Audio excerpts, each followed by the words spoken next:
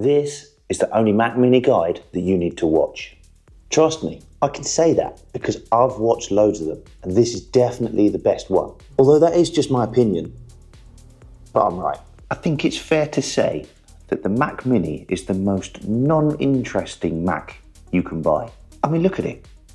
It's just a little box, but it's a fantastic little box. And unbelievably, this is an overperforming little box with a massive fan base. Now, full disclosure, I'm one of those fans myself, big Apple fan. I've built up and have been operating my business for the past 15 years using their products, and I recently switched over to this thing in the spring of 2023. But there is a problem, because as easy as Apple makes it to spend money with them, they also do not make it very easy to buy one of these. Why? Well, because the buying process is just a little bit too confusing. That is unless, of course, you follow my guide to the M2 Mac Mini that I'm going to give you in this video. So make sure you stick around as I give you 5 points that you need to know before you go spending your hard-earned pocket money on investing in one of these. But first though, if you're finding any of my videos useful or you're getting something from them, then please consider hitting that subscribe button. It all helps. And that way you won't miss out on any future videos to do with tech or fitness or combining the two, or just any general life and everyday shenanigans. All right, back to the M2 Mac Mini, let's go. Now, first up, you're gonna actually need more than you think you do, because all you get in this that's a big word to say, is it? Minimalistically designed fancy package box is your Mac Mini and, geez, why do they make these so difficult to open? Come on. A power cable, which is currently plugged in because I'm about to plug in. Some documentation that I've never read and you probably won't read either. A fancy sticker. And that's it. That is literally all you get for your money. A computer, a cable, some pamphlets and a sticker. Nothing else. But that does mean you need some other bits and pieces too. Now it goes without saying, this is pretty obvious. You are absolutely gonna need a monitor to go with this thing, because otherwise, well, you're not going to be able to see what you're doing. This is an MSI 34-inch ultra-wide QHD gaming monitor. Now, full disclosure, I have no idea what any of that means, but I knew that I wanted an ultra-wide curved monitor that would not only give me the screen real estate that I needed to be able to run my business from, but also would be high enough quality that when I'm making some videos like this, or making videos for clients, doing some music, it can handle it as well. And this one, it ticks all those boxes.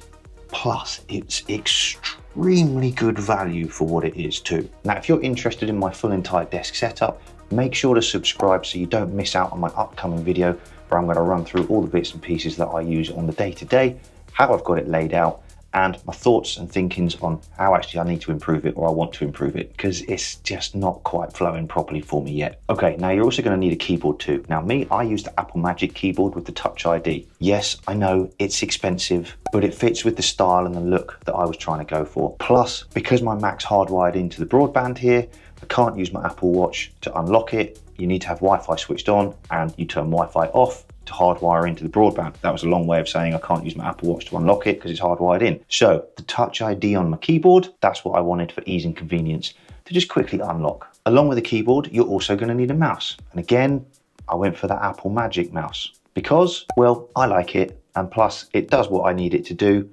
And somehow I seem to have had a spare one knocking around when I was using my MacBook Pro, so that's what I'm just using. Now, you can never have enough ports. There just aren't enough on this base spec version, which is why I would always recommend getting a USB hub for your Mac Mini. This is something that I'm also looking around for, as I would like to be able to have all my external devices plugged in and not have to faff about changing over every time I want to plug in my Helix Floor, because I've got a gig coming up and I need to practice some songs for the band, and then switching back into work mode, having to unplug that, plug something else back in. Get a USB hub, solve all those problems. And while we're talking about connectivity and stuff, it's probably worth picking up a few external SSDs, particularly if, like me, you opt for the lowest level of built-in storage, because Apple's storage upgrade options are ridiculously expensive and you need to deal with lots of big files. Get some extra ones, problem solved. Secondly, don't be tempted by the Mac Studio. I know it's tempting, because you get all that extra power. It's double the height, so it must be double as good, right? You've got that front-loading connectivity. In fact, you've got an SD card slot. You don't get an SD card slot at all on the Mac Mini. However, the Mac Mini starts at around £649 in England. The Mac Studio, that starts at just over £2,000. But they're vastly different machines, and I strongly believe that if you don't know why you need a Mac Studio, you don't need a Mac Studio. Now, if you're thinking about the M2 Pro Mac Mini, then potentially there is a case to consider the Mac Studio instead. But are you really going to need that much power, speed and storage just to make a few TikTok reels? Are you? For everyone else, like you and I, just get the regular Mac Mini. It will do everything that you need it to do. Okay, number 3. There are 2 options to choose from with the Mac Mini. The first, that's the standard one. And as I mentioned a moment ago, that's around £649 in the UK, which is by far the cheapest way to get a brand new Mac. The base model comes with 8 gigabytes of what's called unified memory. And if you're old like I am, we used to call that RAM, but now it's unified memory, which, trust me, these days is a lot more than you think it is. Now, when I bought mine, I didn't really understand this new improved unified memory thing. So I went with what I would always normally do, and I upgraded the RAM at that point in time from 8 gigabytes to 16. I didn't need to. 8 gigabytes would have been more than enough. But if you want to, you can max this thing out at 24 gigabytes, which is mental. I mean, who needs that much? Unless you really are doing some high-end production and stuff, you probably don't. The second option, mentioned this version a minute or 2 ago, is the M2 Pro Mac Mini. But that one starts at just under £1,400. Now, on paper, it's an absolute beast, and that one can be maxed out to 32 gigabytes of unified memory and a huge and frankly ridiculous 8 terabytes of internal storage. It also has more of CPU and GPU cores, I don't know what they are, than the standard M2 Mac Mini, and more ports on the back. That's good, but that machine really is for the pros. So if you do work against the clock for video editing and or audio production, 3D rendering, that sort of stuff, then that is the one to get. However, as I mentioned a moment ago, just make sure you don't go speccing the Mac Mini Pro above that £2,000 bracket, because as soon as you do, that's when you creep into Mac Studio territory.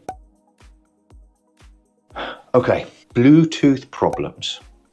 Next up is the fact that you might experience Bluetooth issues. Now, I have to mention this because I've read online that others have experienced connectivity issues through Bluetooth, but mostly this was with the previous version, not the M2 Mac Mini. I haven't had any problems with this M2 Mac Mini, and I've got my keyboard, my mouse, my AirPods, I airdrop from my phone and my laptop.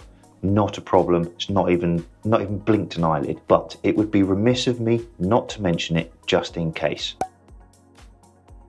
Now, the last tip is the easiest, but also probably the most important, which is the fact that you don't need to overspend on the Mac Mini. We live in a very different world when it comes to speccing up our Macs. As I alluded to in point 3, you probably don't need as much unified memory as you think you do. And like I said earlier, if you know that you need a certain amount, then you need a certain amount. But if you don't know how much you need, then the standard 8 gigabytes that the base model comes with will be more than enough. The same goes with the storage. Remember, you have ports on the back, which means you can add additional SSD drives. Don't go spending that extra money on Apple's upgraded storage options. You don't need to. Also, that M2 Pro, unless you really need to, and you know that you need to, don't do it. So there you have it. Those are my 5 tips for the M2 Mac Mini. Let me know which one you've got or which one you're thinking of buying. Also, why did you choose that model? Let me know in the comments below. It would be good to hear your thoughts. As ever, thanks for watching.